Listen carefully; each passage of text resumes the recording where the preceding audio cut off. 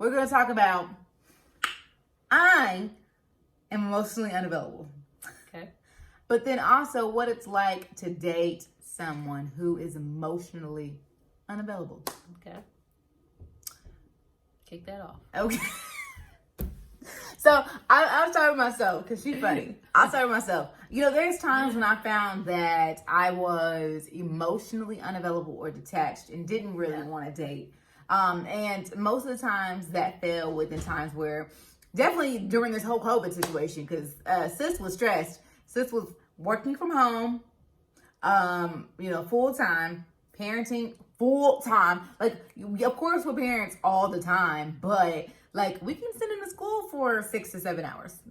Yeah. 8 or 9, if they have before and after care. Like, we can send them to school, but being at home, working, being a teacher, being a mom full time, being needed so much, I was emotionally exhausted and unavailable to really try to date. So in that sense, I was emotionally unavailable. And, a lot of us have fallen into situations where we've tried to date someone who is emotionally unavailable. And I guess we just want to talk about what that really looks like. Yeah, you have to take key on this because, I feel like I'm emotionally available, but with me, it's on a different extreme because, I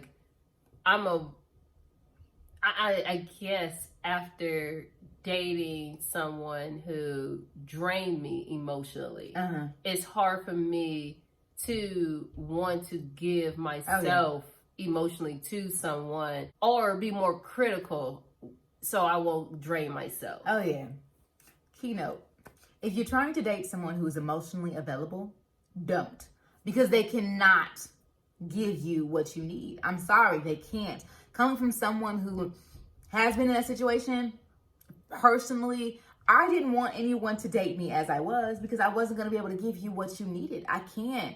I just don't have it to give. I'm drained. Yeah. And I ultimately, like you said, end up draining you. Yeah, I think, in the book of 5 love languages, it talks about your love tank. And, I love it because it's like everyone has an emotional love tank.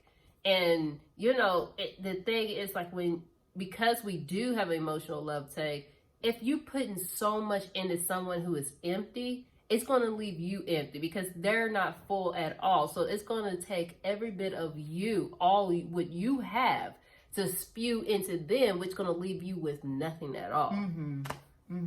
So true. And I love that concept because, a lot of times it's easier for us to picture things like that, to understand the emotional deprivation that you can go through from that situation. And, we all have times where if you're in a relationship and you're in a committed relationship and you've been in that relationship for a while, you're going to have times where, you pour into that person. They may be down, you pour, and it's an equal balance. We're not referring to those situations. We're referring to, you are trying to start off dating someone and you notice that they're just not giving you what you need emotionally. They're not giving you that support. They're not giving you that time. We're talking about those situations. So we understand that when you actually get into a committed relationship, it is an even balance. But you can also see early on, before you even hop into the relationship, what that relationship's going to look like. If you find that you are the person who's pouring more in and they're take, then, honey, that's going to be the key. That's going to be what the relationship's going to look like. And you're going to be drained and overwhelmed. And, their frustrations are going to become yours. And that's too much. That's not your burden to carry. So definitely keep an eye on those red flags. If you see someone that's not emotionally available, for instance, they may be people who just don't text back, don't necessarily respond to you, don't give you those affirmations that you need to make sure that you know that you're amazing. Yeah, and I think it's almost like driving buying a car just because the body of it looks good, ignoring the Carfax report that the engine's trash. Yeah, haven't had an oil change in God knows how long. 2002, sis. Yes, but it's do your due diligence and check the history, check the Carfax report.